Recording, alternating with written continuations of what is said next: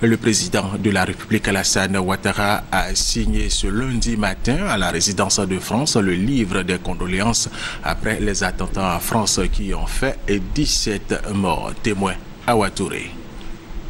Indigné et profondément choqué par l'attentat perpétré contre le journal Charlie Hebdo et les récents actes de violence qui ont endeuillé la France, le président de la République Alassane Ouattara, qu'accompagnait son épouse Dominique Ouattara, s'est rendu à la résidence de France pour manifester sa solidarité au peuple français, au président François Hollande et à la presse française. Le peuple ivoirien, dans son évolution démocratique, tient à apporter tout son soutien à toute la presse internationale.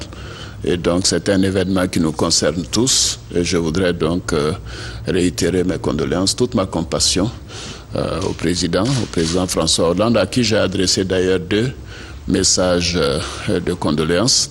Et mon ministre de la Défense, le ministre chargé de la Défense auprès du président de la République, M. Paul Kofi, a fait le déplacement à Paris pour participer au rassemblement qui a eu lieu dimanche. Il faut être tout à fait d'abord organisé, que les renseignements soient renforcés partout dans le monde, un échange d'informations à ce sujet, et aussi être intraitable, parce que ce sont des cas de violation des droits humains, donc éliminer des personnes tout simplement pour leur opinion est inacceptable.